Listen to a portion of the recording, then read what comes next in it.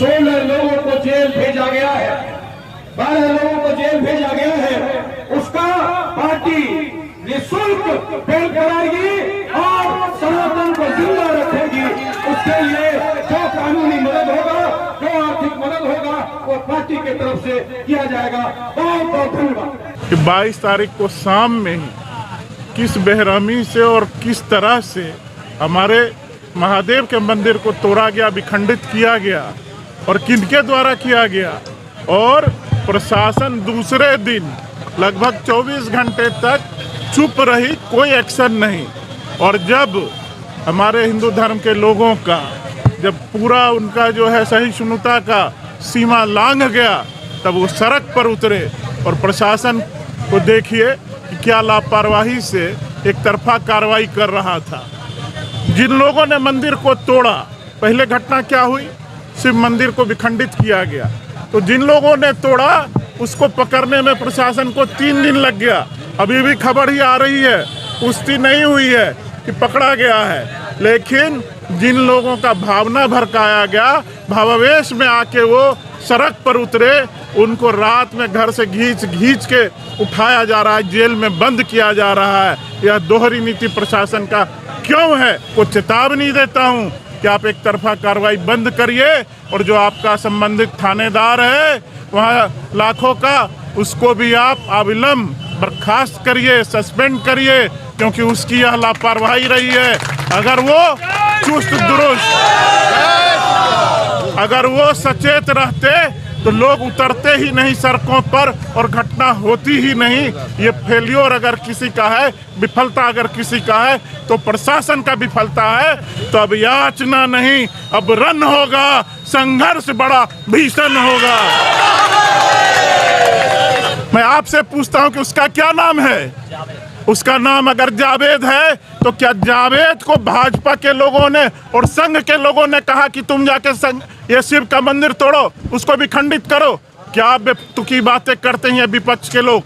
इनके पार्टी के लोग और कई जो इंडी गठबंधन बना है, इन लोगों ने कर्नाटक से लेके दिल्ली से लेके सब लोगों ने क्या नारा लगाया है? उन लोगों ने कहा है कि हिंदू धर्म एड्स है, कैंसर है, वायरस है, कई चीज़ों को। तो आप समझिए कि चुनाव के समय में साजिश कौन कर रहा है। और मेरा आरोप है इंडी गठबंधन के सभी दलों पर, बिहार सरकार पर और यहाँ के प्रशासन पर, कि कहीं प्रशासन भी तो टूल बनकर इन इंडी गठबंधन के लोगों का टूल बनकर काम नहीं कर रही है, और इस साजिश को अंजाम देने में उनका सहयोग तो नहीं किया है। मैं आखिरी चेतावनी प्रशासन को देता हूं कि आप अपने बंदूक और गोली के दम पर, डंडे के दम पर हिंदू को नहीं डरा सकते हैं, धमका नहीं सकते हैं, उनका दमन नहीं कर सकते हैं। अगर उनकी भावना भड़की थी तो आप पूरे प्रशासन को जाके उनको प्यार से, मोहब्बत से सहलाना चाहिए था, समझाना चाहिए था। डंडी के जोर पे जो आपने काम किया है, तो आप कितने हिंदुओं को गोली चलाएंगे? हम सब हिंदू का सीना आपके सामने खड़ा है, हम सब हिंदू का सीना आपके सामने खड़ा है। आपके कार्यालय के सामने बैठा हुआ हूँ, गोली लेके आइए, मार दीजिए एक हिंदू को, लेकिन हम अपना संघर्ष नहीं छोड़ेंगे। हिंदू के बाजुओं में अभी भी ताकत है। ये वो लोग हैं जो बिहार में बंगाल मॉडल लागू करना चाहते हैं। जिस तरह से ममता बनर्जी ने बंगाल मॉडल लागू किया, उसी तरह से बिहार में यह प्रयोग हो रहा है। आपको आश्चर्य लगेगा कि 12 घंटे तक घटना के बीत जाने के बाद पुलिस के द्वारा कोई कार्रवाई नहीं हुई, आरोपी नहीं पकड़ा गया, और उसके बाद जब हंगामा शुरू हुआ, आक्रोश हुआ, तो लोगों के बीच में उसका प्रतिनिधि तो जाएगा ही, और प्रतिनिधि उसकी आवाज बनेगा। इसीलिए गिरिराज सिंह घटनास्थल पर पहुंचे और जन भावनाओं का आदर करते हुए उसकी आवाज बने। लेकिन मेरा पुलिस प्रशासन पर आरोप है, जिस पर आरोप है, जो आरोपी है वो पकड़ा नहीं जाता है, लेकिन जो लोग आक्रोश में सड़क पर आते हैं, राहगीर हैं, निर्दोष हैं, उनको पकड़कर बुक किया जाता है। आज भी आप सूचना दे रहे हैं जावेद पकड़ा गया है, लेकिन जावेद के पीछे कारी मियाँ का कौन सा बड़ा गैंग है जो भू माफिया है, जो शराब माफिया है, और लाखों थाना उसका संरक्षण करता है। इसीलिए एनएच के बगल में बैठे हुए अवैध निर्माण का कार्य और उसको हटाने की बार बार पुरजोर मांग गिरिराज सिंह जी ने किया, लेकिन उसके बावजूद भी चूंकि थाना का संरक्षण है, शराब बिक रहा है, अवैध माफिया का कब्जा है, इसीलिए उसको नहीं हटाया गया।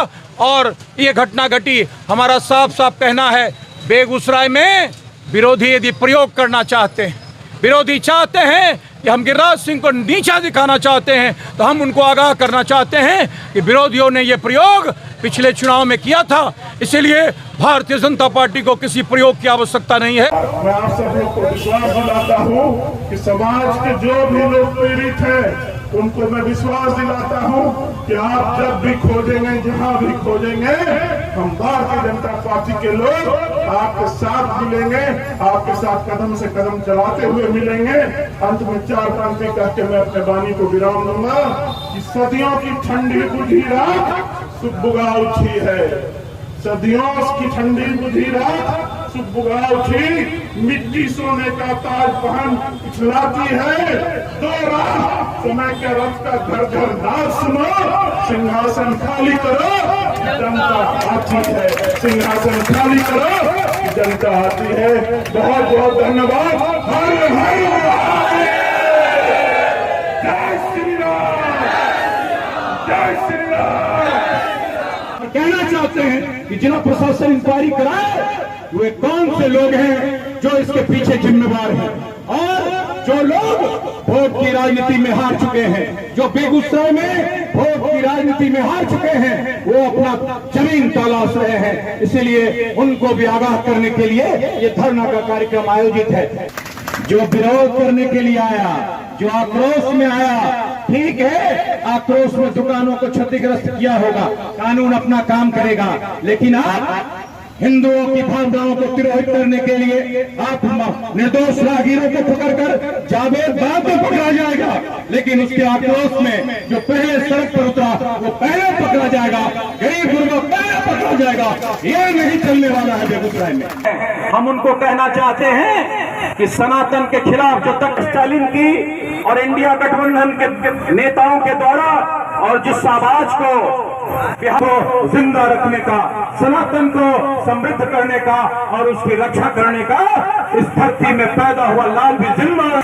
इसीलिए इन तमाम बातों को हिंदुवार में आने वाले वक्ताओं से कहना चाहता मैं, बना हुआ अवैध कब्जा जिसमें शराब माफिया और अपराधी पल रहा है, उसको अविलंब हटा। 3 लाखों थाना की जो भूमिका है अपराधियों को पकड़ने के बाद छोड़ने का है, और पीछे कौन चेहरा है, कौन कारीबियां है, कौन लाखों के थाने के आसपास भूमि माफिया का, इस संपूर्ण घटनाक्रम का पटाक्षेप होना चाहिए।